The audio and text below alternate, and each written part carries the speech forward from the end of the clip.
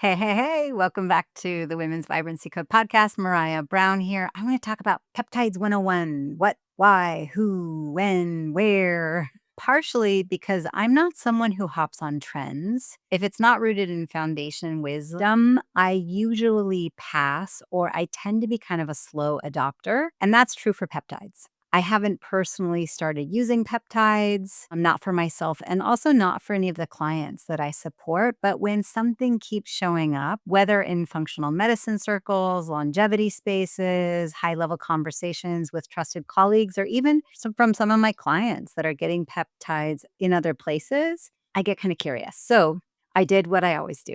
I learned, I studied, I digested, and now I want to share what I've learned with you and trust that this is a continual learning process. I have still not pulled the trigger. This is not something that I'm utilizing, but I am really curious about peptides and the future of what's going to change with them. So, this episode obviously isn't medical advice. It's me inviting you into the process of staying curious, rooted, open. And so, together we can explore what peptides actually are, why they matter, who might benefit from them, and when or even if it makes sense in your vitality journey. Okay, so first, what are peptides?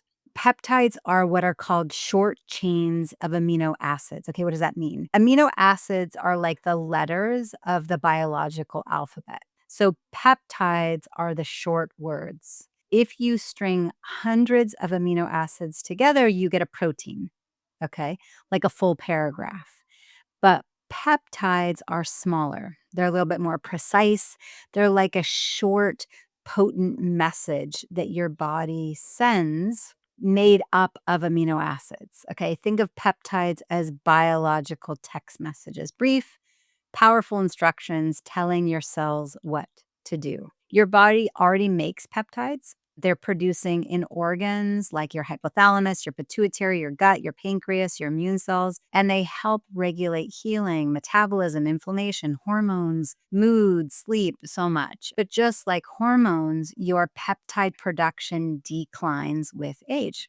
So, supplemental peptides are synthetically created in compounding pharmacies. They're usually, quote unquote, bioidentical to what your body would make naturally. And from what I can tell, it's like thinking of them as helpers. They're amplifiers of what's already written in your cellular blueprint. Okay, so why might someone use peptides or start incorporating them? Because sometimes your body wants to repair but can't keep up with the demand. So adding peptides kind of fills in that gap. Peptides can help support or stimulate the message that's no longer being delivered effectively. Now, but granted, don't get me wrong, I have not yet started utilizing them.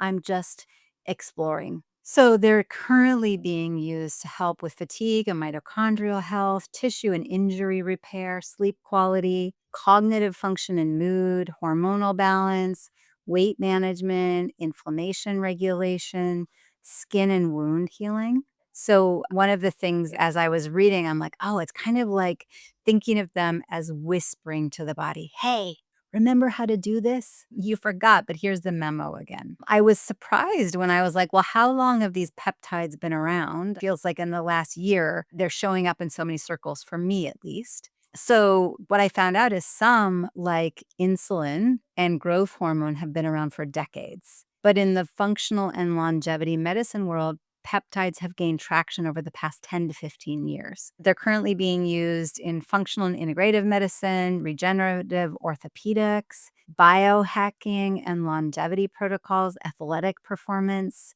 and even some cutting edge cancer and autoimmune protocols. Regarding the kind of nuts and bolts and how, at this point, you still need a prescription. So most peptides must be prescribed by a licensed provider. There are a few that are available over the counter, like one called oral BPC 157, but quality controls can really vary. And, that's the case with lots of compounding pharmacies and the supplement industry. I mean, we take everything with a grain of salt. And so, from what I can tell, it sounds like if you are going to be utilizing peptides, you really want supervision with someone that really knows what they're doing with peptides. Okay, so who are peptides for? In my world, I tend to work with ambitious women 35 and older.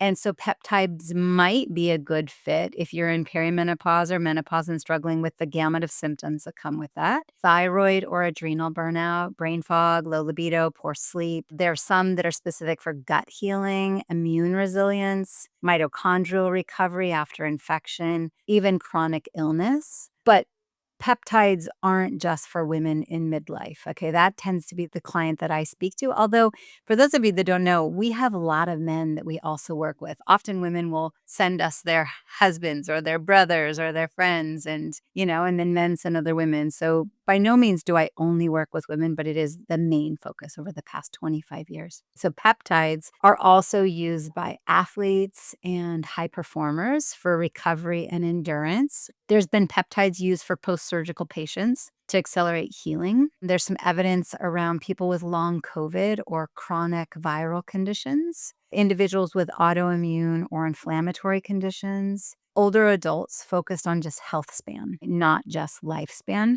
And peptides aren't about chasing youth, they're about reclaiming capacity, which I found really interesting. What does some of the research say? There are studies that are published in PubMed, Nature Medicine, Frontiers in Aging, and more. Most clinical trials so far have been on the smaller side, like 20 to 200 people. Nonetheless, the research is kind of promising, and the field is rapidly evolving, and it feels like the future is bright.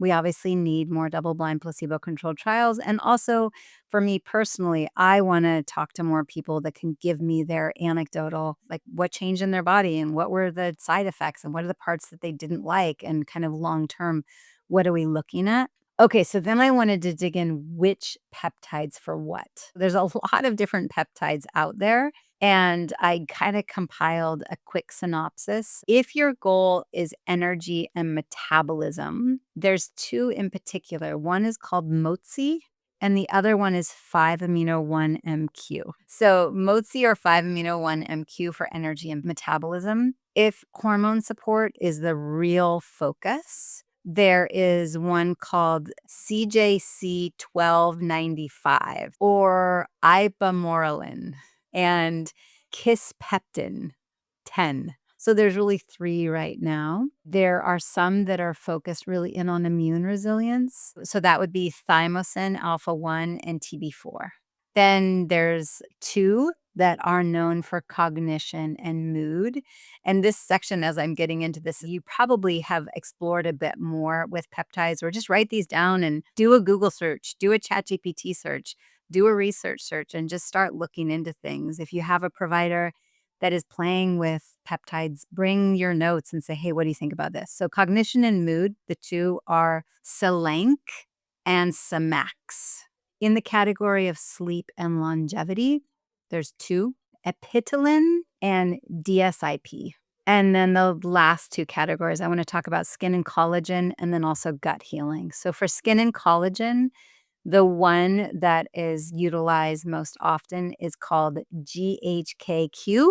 And then for gut healing is BPC 157. So if you're looking for energy metabolism versus hormonal support versus immune resilience versus cognition and mood versus sleep and longevity, skin and collagen, gut healing, you might want to go back, fast forward, listen to this again, write down the couple that are in that category, and just start asking your questions and exploring. Regarding the how, one of the things that I was fascinated to find out is most are delivered by subcutaneous injection, kind of like insulin. For me, that's like I kind of cringe. I really don't like the idea of injecting something in me. I won't even get B12 shots. I don't like the feeling. And luckily, I don't need insulin. But Solange and Semax are both available in nasal sprays. The CHKQ, the one for skin and collagen, is available topically. And there are some oral capsules. They say that there's limited effectiveness. I don't necessarily know why, but the BPC 157, which was great for gut healing, that's available in oral capsules. I definitely wanted to explore, well, what about side effects? Like, let's get into the reality check. Most peptides are considered low risk when used appropriately. And there's actually a pretty mild side effect profile. There's reported redness and irritation at the injection site, of course. Small evidence showing sometimes headaches, mood swings, or fatigue, but it says it's rare. And then with growth hormone related peptides, there can be some water retention or hunger shifts. But for the most part, it's like, wow, I'm not really finding a whole lot in regarding side effects. And then the question is, well, wait, do we have to stay on them forever? Is this something where once you start, the body kind of slows down the production on its own, and are we stuck on it forever? And from what I can find, the answer is no. Many peptides are used in cycles or as part of specific protocols. So they might go on like an 8 to 12 week cycle and then take a break. And, I guess the foundation is that they're really meant to support your biology, not replace it. Talking about the future of peptides, I think it's going to be around elegance, precision, and accessibility. Like the names. Come on, y'all. We got to come up with better names. There needs to be more client friendly ways to actually consume it. And how do we make it more accessible so we don't have to get a prescription? So I know that Quicksilver Scientific is exploring liposomal and nanoparticle delivery systems for peptides. My hope is that this would mean fewer injections, more oral and topical options, more options that are available over the counter, but with brands that we can trust. Quicksilver Scientific being one of those for me. I'm also understanding that there are synergies being developed between peptides and things like NAD or detox or hormone support, which would be fascinating. Wouldn't it be cool if you could go in and get your IV vitamin therapy and get IV peptides at the same time? Maybe it's already out there. I don't know. It seems like the future will likely see peptide stacks personalized based on your lab. So just like me and the team might order your Dutch Plus test and your GI map and the comprehensive thyroid panel. And then we look at your food diary and your initial questionnaire and learn more about your symptom stack and your specific scenario. And then me and the team dietitian come up with like a personalized plan for you. Maybe it's a mixture of some supplements and some nutrition changes and some lifestyle changes and some thinking changes. I think it sounds like peptides are kind of in that same utilization where there'll be a stack of these three for this point of time and then bring in these others based on your specific lab results. I'm imagining something that's like a peptide mixed with an adaptogen blend or a peptide mixed with a hormones balancing kit. Maybe like a targeted anti-aging protocol that fits in your carry-on and you take with you and you don't have to be injecting. But I just want to bring in once again that voice of reason, even as we're exploring. My preference is that we stay rooted. Are peptides the foundation or are they the polish, so to speak? The last thing I would want is for people to go on some supplement regimen or peptide regimen and forget about identity work and mindset work and not pay any attention to the food that they're eating and the community that they're keeping and not doing what they love. It's not about going and taking a bucket of green paint and painting the dying leaves on a tree and say, oh, there you go, you got a green tree again. That's not what I'm talking about. I think we always get to come back to still doing foundational work. So if we think about next steps, here's what I'm thinking. If you're curious about peptides, I am one of those that's curious about peptides. What do we do? Always build foundation first. Okay, we're still going to focus on sleep and hydration and blood sugars and hormone balance. And what are we eating? Once again, what's going in and out of our eyes, our mouth, our heart, our ears, our skin? If that stuff isn't in place, peptides are like putting fancy wheels on a broken car. It sounds like if you're curious, finding a trusted provider is invaluable. This is not about going, oh, well, this thing worked for my friend, so I'm just going to try it. If you're inside the Women's Vibrancy Accelerator membership or the Women's Vibrancy Code, if you've taken Come Alive, if you're in any of my containers, ask your questions. Let's explore this together. By no means would I consider myself an expert on the topic, but I do like to learn. And I intend to continue to surround myself with people that have been adopting peptides and utilizing them as an expert, not just using anecdotal, oh, this worked for my friend, so I better try it. I just had a client recently. She's like, oh, yeah, this person that I know has been using peptides. And so she's suggested that I just try her protocol. I'm like, oh my God, the two of you could not be more different. So, and if you're not a client yet, if you're like, wait, what's the membership and what's the Women's Vibrancy Code and what's come alive, just send a DM, book a clarity call. Me and the team are always here to just have a conversation with you and connect you with the right resources to help you find your way. And then I would say number 3 is to keep learning, stay curious. We all get to ask better questions. This is about evolving and not rushing into things. I would much rather kind of wait and see, do my homework, understand.